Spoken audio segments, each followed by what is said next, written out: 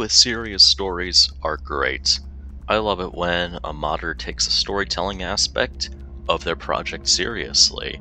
A good example would be Half-Life 2 Disbelief. I played that several months back and it was a surprisingly deep and intense puzzle-based Half-Life 2 mod. It was really unique, sort of like Portal without the portals, but with a lot of unique puzzle aspects related to Half-Life's physics. And on the other end of the spectrum, I like it when a mod isn't afraid to be silly either. Sometimes you just want to go all in on the craziness that you can get from messing with the features of a game and the world of a game. And sweet Half-Life Relit does a great job of embracing that silliness.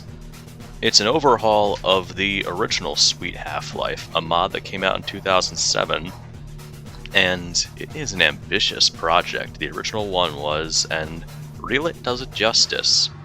There are some areas you probably could have done more with it, but all things considered, it's fun. It's goofy, it's over the top, it captures everything that makes Gold Source a lot of fun to mess around with, and it brings a lot to the table, even if it can go underutilized in some areas.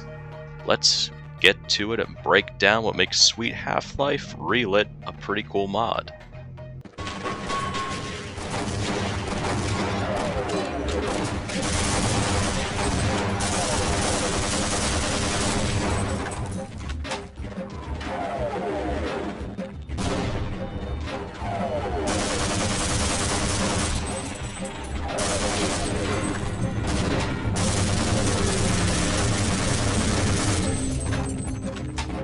Sweet Half-Life Relit.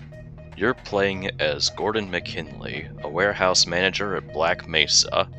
When all hell breaks loose in the Black Mesa incident, he manages to get his hands on an HEV suit and goes further into the facility to get help from the Lambda team.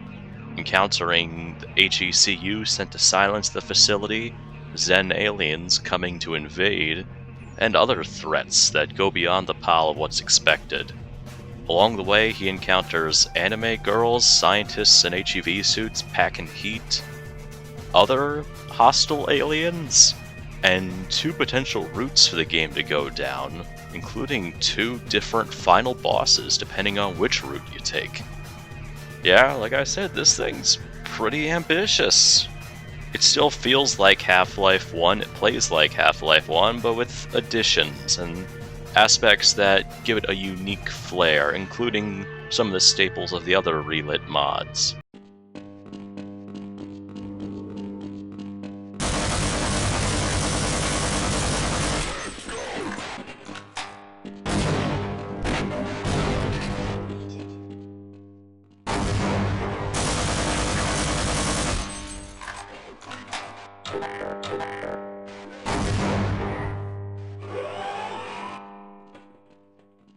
A lot of Half-Life's arsenal returns with different changes, like a lot of alternate fire options for guns that otherwise wouldn't have had them. The Glock can be silenced or unsilenced, which boosts its accuracy. It fires faster by default. The silencer can make it so that it's weaker but more accurate, or stronger but less accurate. The shotgun is about the same as MP5, though the MP5 is down to 30 rounds per magazine. The Magnum shoots faster and has the under-barrel scope of the multiplayer version. There are also a bunch of new weapons that have been added to the fray, including the minigun, originally used by the heavy grunts of the HECU, which can be spun up early, or you can rev it up and just pour a hail of bullets on enemies. There's the P-94 submachine gun, which is a powerful burst-firing submachine gun with rare ammo but an added grenade launcher and really good damage. A plasma gun, which is a unique alien weapon with its own ammo pool, with a special feature where after you fired about 50 shots, you can do an alt-fire attack that's like an electric explosion. And there are other aspects, like the crowbar being able to put down barricades, which are very useful because enemies will target them over you. They can be useful distractions, and they can really save your life on hard mode. You can also collect medkits and batteries to use to restore your health. On normal, you can stock them up for rainy day situations, and on hard, you're just going to be activating them as soon as you get them. You also get airstrikes. Sometimes HECU soldiers will drop airstrikes, and if you're in an outdoor area on Earth, you can use them, but it's pretty situational. I mean, don't get me wrong, there are a few moments where you can use the airstrikes, and it is cool to rain down bombs on tougher enemies, but it isn't all that viable. The chances to use them are few and far between by the time you get any.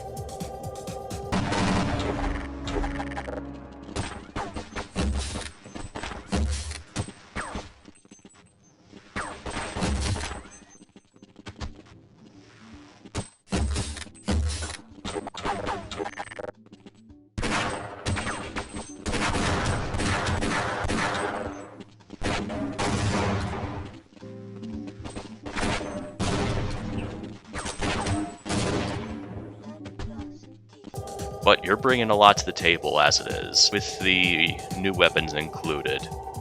They do replace some of the additions from the original Sweet Half-Life, so like the M16 is replaced with the P94, but it's worth the trade-off. I like the unique aesthetics they provide. The enemies also offer some change-ups to how gameplay goes. Some are restored beta concepts, and others are just completely new, completely radical, in a fun way. The Heavy Sergeant of the HECU returns, the tough-looking black dude with the minigun who's smoking a cigar. He'll show up and rain down a bunch of minigun bullets on you when he spots you, forcing you to either engage him indirectly or to find cover so you don't get chewed up by him. The Kingpin appears as one of the final boss options, and he has different psychic attacks. He can summon enemies, he can throw you around with like his telekinesis. It's crazy. It definitely feels like something worthy of a final boss. It's not like the Nihilanth, but it still manages to have this imposing threat despite being a smaller enemy technically. One thing that I haven't touched on yet, but I have teased, is that there are a new alien faction. They're just called the Race, and they're a technologically advanced bunch of gray aliens, like in the Area 51 games, or Deus Ex, or Perfect Dark, and they're here to invade Earth. They've got classic saucer UFOs, they've got plasma guns and shields. They can take a lot of punishment, but the guns you have and different explosives are a good way to wear them down.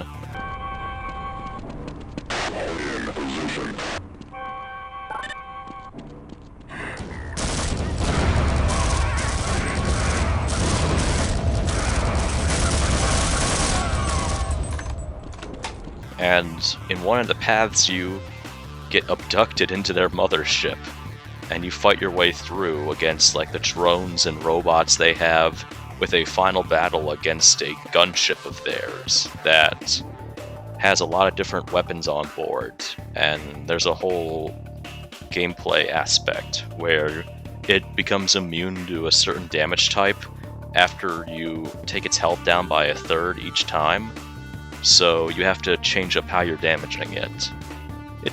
Once you get a lot of ammo, it isn't like game breaking, but it does force you to change up your approach. So if the minigun was working well against it, you'll have to shift to explosives or something. Both fights are hard, not gonna lie, but they're unique, and I like how, for the most part, the game auto-saves it so you can just get right back in the fray. Like if you die, you can just jump right back in, give it another shot, re-examine how you want to approach it. They're pretty generous about triggering them too, so you know when you're about to get into that fight. The music has some unique tracks, and it also has some classical tracks as well.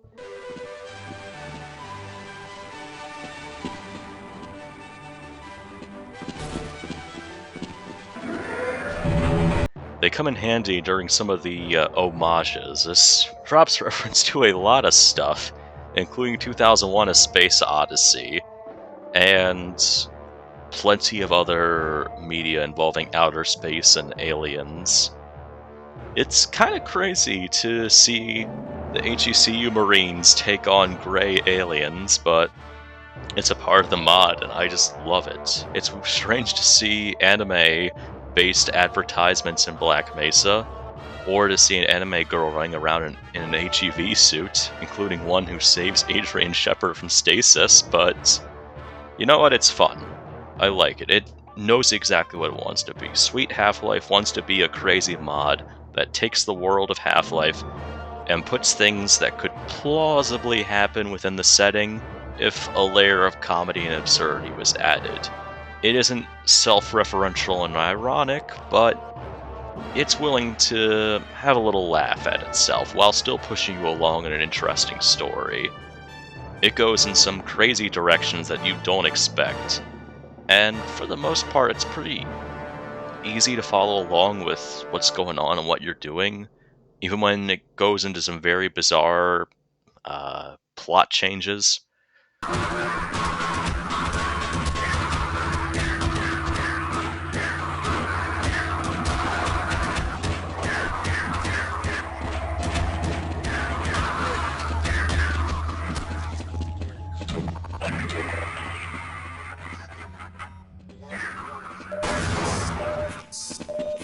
There's a certain branching point, I'd say about 2/3 through the mod, where the actions you take determine whether you end up on Zen or on the Grey Race Mothership.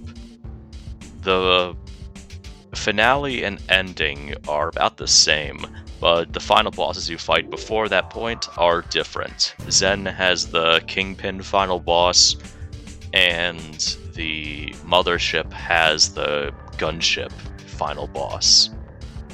Each with their own strategies and outcomes before they take you to Zen. Sweet Half-Life Relit, the Relit aspects are neat. Aside from making it compatible with Half-Life Anniversary, it also brings in the changes like the alternate fire options, the storable health, armor, and airstrikes, some visual improvements. You can continue to damage models and blow them up. Lighting's been improved, there's some bug fixes and balance improvements. It's not as noticeable as They Hunger Relit or Surviving Catacombs Relit. Those two were huge changes, and you could immediately see the difference. Whereas with Sweet Half-Life, it's more subtle, unless you've actually played the original. That's not to say it's bad, it's just if you're expecting a massive, massive overhaul, then you'll be disappointed. It's more like a touch-up, a fun way to experience the original with some new things thrown in for flavor, without ruining what made the mod great. I really enjoyed it. I played it on normal and hard. Hard kicked my ass all over the place, but it was fun. And there were some times when I got stuck or confused about puzzles, but otherwise it does a pretty good job of pointing you in the right direction or hinting to you what you should do. Sometimes I find the solution with Half-Life's puzzles is just to quit, come back the next day, go back into the level I was at, and suddenly the solution feels obvious. So, I would recommend Sweet Half-Life Relit, whether you're a fan of the original Sweet Half-Life, or if you want to experience a classic Gold Source mod with some tune-ups and things to make it feel fresh. It's fairly fun, it's really weird, but it's endearing. I enjoyed it. I like the classic feeling to it. It understands what made the original Half-Life work well, and so it doesn't change those aspects. It just touches up things that might not have held up as well, or adds some aspects of the author's interests, like the storable medkits and such. It's a good mod, and I really enjoy exploring these classic Gold Source mods that have been put through the Relit experience. I'm looking forward to the next one, whatever that may be.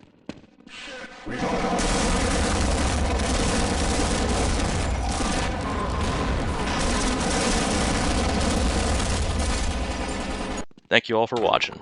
Take care.